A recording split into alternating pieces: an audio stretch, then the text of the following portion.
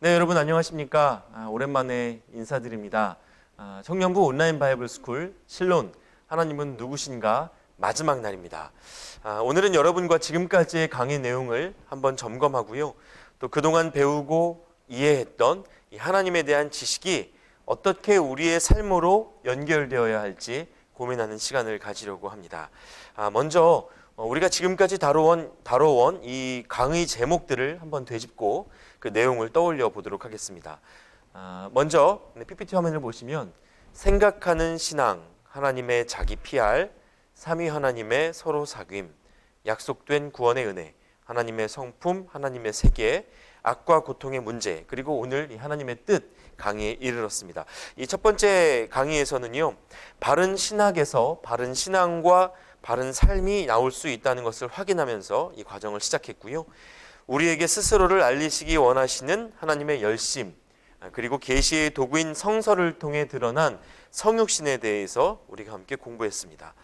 하나님을 알아가는 일이 우리의 노력과 열심이 아니라 인간이 되어 오신 하나님의 은혜로만 가능한 일이라는 것을 인정하는 시간이었습니다. 또 삼위 하나님의 상호 교제와 서로 사귐을 통해 사랑의 교제 가운데 계신 하나님을 이해하고 우리도 우리로서 존재하고 살아갈 때 삼위 하나님과의 관계를 누리며 살아갈 수 있다고 배우는 시간을 가졌습니다. 하나님을 아는 지식의 공동체적 성격이었습니다.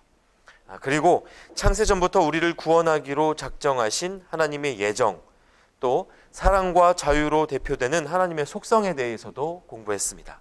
하나님을 알고 닮아갈수록 사람을 묶고 있는 무언가로부터 자유를 얻게 되고 또 사랑으로 충만한 삶을 살아가게 되는 것임을 배웠습니다.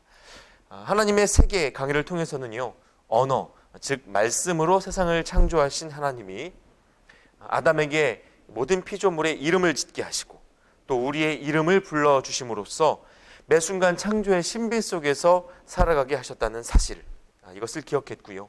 그리고 피조 세계의 환경에 대한 책임 또한 우리에게 있음을 나누는 시간을 가졌습니다. 그리고 지난주에는 사람에게 허락된 자유의지로 인해 때로는 이해할 수 없는 악과 고통이 따라다니는 것이 인생이지만 하나님의 그 선하신 섭리 가운데 흔들리지 않는 믿음으로 살아가기를 권면하기도 했습니다. 자, 여러분 지금까지 나눈 이 내용들이 7주간 우리가 공부한 실론의 주요 주제였습니다. 이제 우리는 하나님에 대해 전보다 온전한 이해를 가지고 삶을 이어가야 합니다. 그래서 오늘은 마지막으로 신앙생활 중 끊이지 않을 질문 하나를 다루어 보려고 합니다. 그 질문은 바로 이겁니다. 하나님의 뜻이 무엇입니까? 하는 어려운 질문입니다. 직장을 선택할 때나 배우자를 만날 때 같이 인생의 중요한 결정을 내릴 때마다 묻게 되는 질문이죠. 이것만 알면 우리가 제대로 걸어갈 수 있을 것 같습니다. 그런데 역사 속에서 이 질문에 대한 대답이 얼마나 주관적이고 편협했는지 우리는 하나님의 뜻이란 이름으로 자행된 수많은 슬픈 역사를 갖고 있습니다. 몇 가지 예를 들면 이런 것들이 있습니다. 그림을 제가 가지고 왔는데요. 자, 이 왼쪽에 보이는 그림, 어떤 그림인지 알아보시겠습니까? 바로 십자군 전쟁입니다.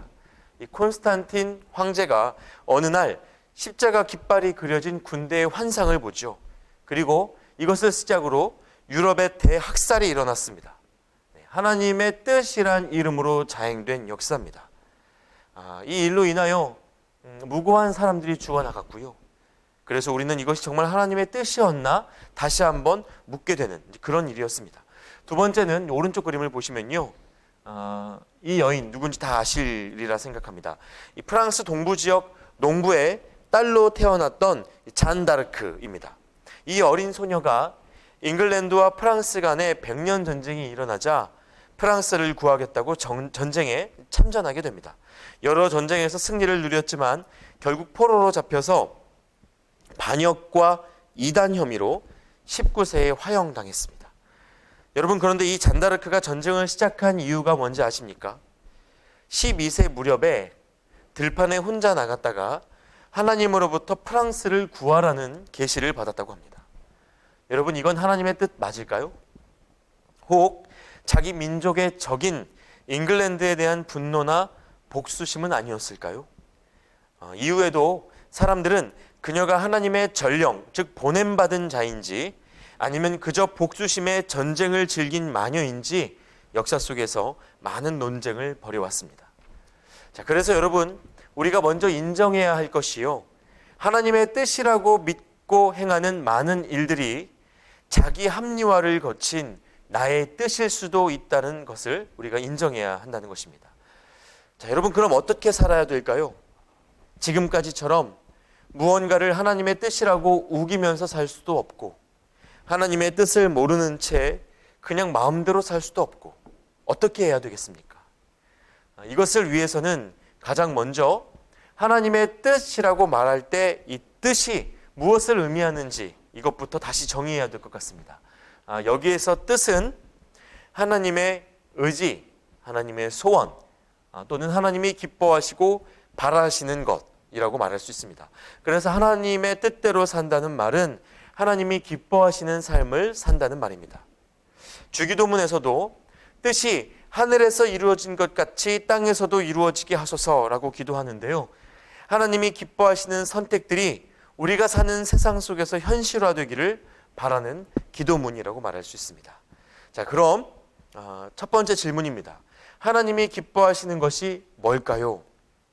여러분, 지금까지 7주간의 강의를 통해서 배운 이 하나님을 기억하고 있다면 뭐라고 정의하지는 못하더라도 적어도 하나님이 우리가 어떤 정해진 방법대로 사는 것을 기뻐하지는 않으신다 하는 사실 정도는 여러분이 느낌으로 아시지 않을까 생각합니다. 하나님의 기쁨은요, 하나님과 관계 맺고 살아가는 우리의 자발적 사랑, 그로 인해 행복한 우리의 모습을 보는 것에 있습니다. 만약 제 자녀가 아빠가 원하는 것이 무엇일까에 골몰하느라 자기가 무엇을 원하는지 모르는 채로 아빠가 좋아할 일만 찾아서 하고 있다면 제 가슴은 미어질 겁니다. 그런 삶은 아버지이신 하나님께 고통과 슬픔을 드리는 일이지 기쁨을 드리는 일이 아닙니다. 또 이어지는 질문입니다. 하나님의 뜻과 기쁨이 이 자발적 사랑 속에서 행복한 우리의 모습 속에 있다면 우리 각자가 기쁘고 행복한 것들을 그냥 선택하면서 살아가면 되는 걸까요? 자, 답을 빠르게 나누자면 반은 맞고 반은 틀립니다. 우리에게는 각자 마음의 소원에 따라 자신의 결정을 이어갈 자유와 권리가 있습니다. 그러나 이와 동시에 나의 소원 못지않게 소중한 이웃의 소원을 항상 고려해야 할 책임이 있습니다. 나의 행복이 우리의 행복과 연결되고 확장될 때, 그래서 PPT 화면 보시면 제가 이 행복의 연결이라고 표현해 봤는데요, 나의 행복이 우리의 행복과 연결되고 확장될 때 우리의 행복이 곧 하나님의 행복이 될 수 있습니다. 이것은 삼위일체를 공부하면서 다루었던 내용이기도 하죠. 그래서 정리하자면 이렇습니다. 하나님은 하나님의 뜻을 어떤 정답처럼 정해놓고 강요하는 분은 아니십니다. 중요한 것은 우리가 무엇을 선택했느냐가 아니라 무엇 때문에 그것을 선택했느냐 하는 것, 즉 표면적 결정이 아니라 마음의 동기가 중요하다는 것입니다. 내 기쁨을 위한 선택을 하나님도 기뻐하시지만 그것이 내 기쁨만을 위한 것으로 남아있을 때, 그래서 우리의 기쁨을 해치는 것이 된다고 하면 하나님의 기쁨은 번뇌로 바뀔 수밖에 없다는 것이죠. 그러므로 강의를 시작하면서 들었던 두 가지 예, 십자가 깃발을 걸고 유럽의 수많은 타 종교인들을 학살했던 십자군의 전쟁, 하나님의 뜻일 수 있을까 질문해 보면 하나님의 뜻이라고 말하기가 어려운 역사이겠습니다. 프랑스를 구하기 위해서 잉글랜드를 짓밟는 일에 앞장섰던 잔다르크, 이 역시 마냥 하나님의 뜻이었다고 말하기는 조금 어렵습니다. 물론 억압자들의 억압하는 손과 발은 저지되어야 합니다. 독립운동가들이 일제의 탄압을 멈추기 위해서 강경하게 대응했던 것처럼 본회퍼 같은 목사님들이 이 나치의 횡포를 멈추기 위해서 히틀러에게 맞섰던 것처럼 자기 스스로를 고통스럽게 하고 또 타인을 고통스럽게 하면서 쾌락을 느끼는 자의 행복은 모든 사람을 위해서 제지되어야 마땅합니다. 그러나 이 역시 나와 우리의 기쁨이라는 이 공동체적 질서를 지키기 위한 불가피한 상황을 전제로 해야 하는 것입니다. 자, 그러나 여기에도 여전히 문제가 있습니다. 뭐겠습니까? 우리의 짧은 지혜가 타인의 고통을 완전히 헤아릴 수는 없다는 점입니다. 예를 들면 이런 겁니다. 우리는 나름 최선을 다해 웃어요. 그런데 누군가에게는 그것이 비웃음으로 보일 수 있는 겁니다. 모두가 행복한 길을 최선을 다해 선택합니다. 그런데 그 안에서도 누군가가 상처받을 수 있습니다. 그래서 여러분, 엄밀히 말해 우리가 할 수 있는 일은요, 하나님이 기뻐하시는 삶의 선택을 추구하는 것이 전부입니다. 우리가 가진 자유의지의 불완전성 때문에 생기는 어떤 결과적인 악이 있지만 사람이 이것을 전부 컨트롤하기란 불가능합니다. 그래서 결국 하나님의 뜻을 추구하는 우리는 절대적 선으로 존재하시는 하나님이 우리의 불완전성을 하나님의 거대한 섭리 안으로 녹이시고 또 빚어가 주시기를 구해야 하는 것입니다. 지난주 악과 고통의 문제에서 다루었던 것처럼 하나님의 섭리에 대한 믿음이 필요한 부분입니다. 그래서 영국 신학자 레슬리 웨더헤드라는 사람이 하나님의 뜻을 프리즘을 통과하여 분산되는 빛에 비유해서 보시는 바와 같은 이런 그림을 그렸습니다.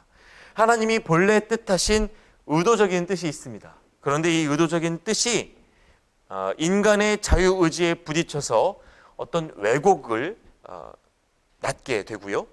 그것을 고쳐나가려는 하나님의 상황적인 뜻이 또한 발생한다는 겁니다. 그리고 이 과정을 통해 실현되는 궁극적인 뜻이 있다라고 설명하는 거죠. 그리고 우리는 이 궁극적 뜻의 실현을 믿는 그 믿음을 바로 섭리라는 단어로 표현하는 것입니다. 그러나 이 믿음이 없는 세상 속에서는 하나님의 뜻과 관련하여 여전히 숱한 논쟁들이 벌어집니다. 대표적인 예가 될 만한 일들이 최근에도 참 많았었는데요. 예를 들어 코로나19를 맞이하면서 적지 않은 교회 지도자들이 이 전염병이 하나님의 뜻이다라고 말했습니다. 타락한 이스라엘을 깨우기 위해 바벨론의 포로로 잡혀가게 하셨던 것처럼 타락한 21세기 교회와 성도들에게 코로나를 주셨다고 해석했던 겁니다. 여러분, 그러나 말을 제대로 하지 않으면 큰 오해가 생길 수 있습니다. 이스라엘이 바벨론의 포로로 잡혀가는 동안에도 하나님의 뜻은 재앙에 있지 않았고 이스라엘의 회복에 있었습니다. 마찬가지로 코로나로 온 세계가 신음하는 동안 하나님의 뜻은 인류의 치유와 회복에 있습니다. 물론 여기에서 회복이란 영적인 것 그리고 육적인 것, 이 모두를 포함하는 전인적 회복을 말하는 겁니다. 그래서 포로라는 현실과 전염병이라는 현실이 하나님 뜻의 궁극적 성취를 위한 과정이자 도구가 될 수는 있겠습니다. 그러나 그 비참한 현실이 그 자체로 하나님의 뜻이라고 말할 수는 없다는 것입니다. 이와 관련해서 제가 최근에 들은 질문이 하나 있는데요. 요즘 같은 시기에 마스크를 쓰는 것이 하나님의 뜻이냐, 쓰지 않는 것이 하나님의 뜻이냐 하는 질문입니다. 제가 실제로 이런 질문을 받았습니다. 여러분 어떻게 생각하십니까? 하나님의 뜻이 어디에 있을까요? 마스크를 쓰는 것과 쓰지 않고 예배하는 것 중 하나님은 무엇을 더 기뻐하실까요? 우선은 상황적 변수에 따라 답이 달라질 수 있다는 사실은 먼저 인정해야 하겠습니다. 특정한 행위 하나가 무조건적인 하나님의 뜻이라고 말하는 것도 불가능합니다. 그러나 나 자신을 넘어서 우리 모두가 행복할 수 있는 선택이 무엇인지, 온 인류의 치유와 회복을 위한 선택이 무엇인지 고민해 보면 무엇이 우선이어야 하는지는 충분히 분별할 수 있지 않을까 생각합니다. 만약 우리가요, 이웃과 공동체를 무시한 채 죽음을 불사르고서라도 마스크를 벗고 다니는 것이 믿음이라고 말한다면 이건 우리가 믿는 하나님을 피조물의 특정 행위를 통해서 쾌락을 누리는 정서적 폭군으로 전락시키는 그런 결과를 낳을 수도 있습니다.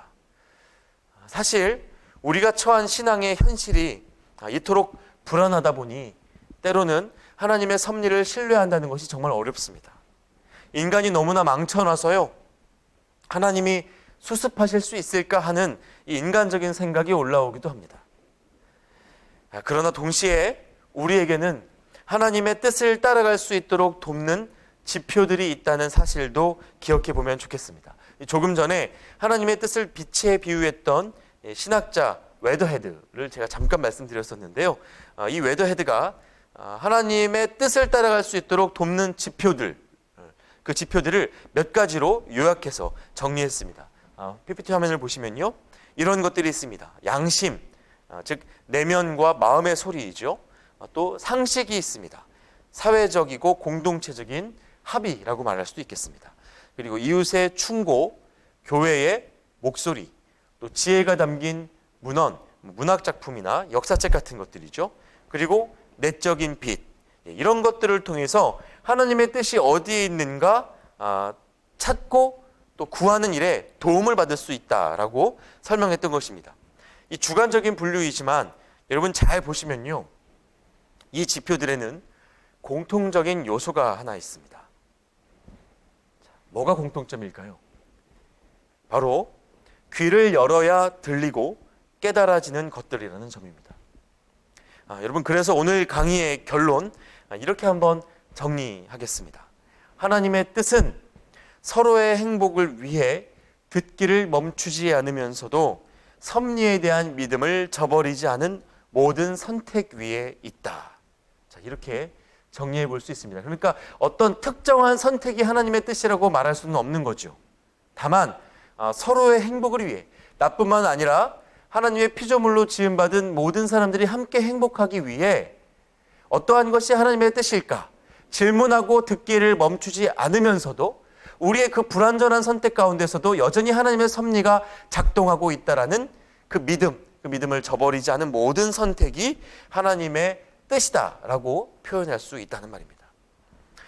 겟세마네 동산에서 십자가에 오르시기 직전에요, 예수님은 하나님의 뜻 앞에서 번민하셨습니다.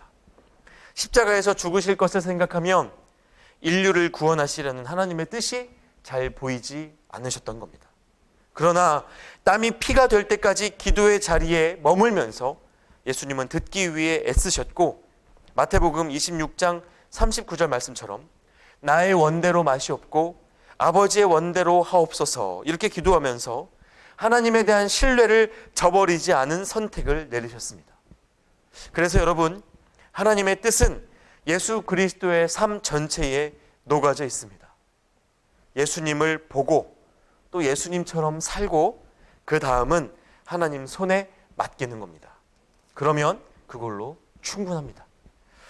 그 이상의 뜻은 사실 우리가 굳이 알 필요가 없습니다. 다 알아야만 살 수 있는 것도 아니고요, 살다 보면 알게 되는 것들도 있습니다. 하나님의 뜻이 꼭 이렇습니다. 인생 전체를 미리 알 수는 없지만 한 걸음 한 걸음을 하나님을 신뢰하는 믿음으로 걸어나가는 것이 신앙인으로서의 삶이라는 거죠. 그럼에도 불구하고 알아야만 되겠다, 이런 마음이 우리를 괴롭히고 있다면 어쩌면 그것은 하나님의 뜻에 대한 갈망이라기보다 앞날을 알지 못하는 것에 대한 불안이고요, 이는 자칫 무속신앙으로 이어질 수도 있다는 점을 주의하셔야 됩니다.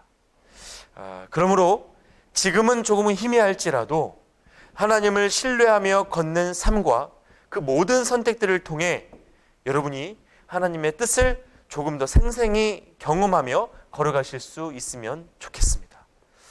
자, 여러분, 이렇게 실론, 하나님은 누구신가에 대한 8가지 강의를 모두 마쳤습니다. 어쩌면 생소하고 힘겨웠을 과정이었을 텐데요, 우리가 다 모이지 못하는 현실에도 불구하고 성실하게 이 과정을 따라와 주셔서 너무 감사했습니다. 여러분이 동숭의 청년이라는 사실이 참 감사하고 또 자랑스러웠습니다. 이 8주간의 양육 과정은 끝나지만요, 늘 그렇듯 삶은 지속됩니다.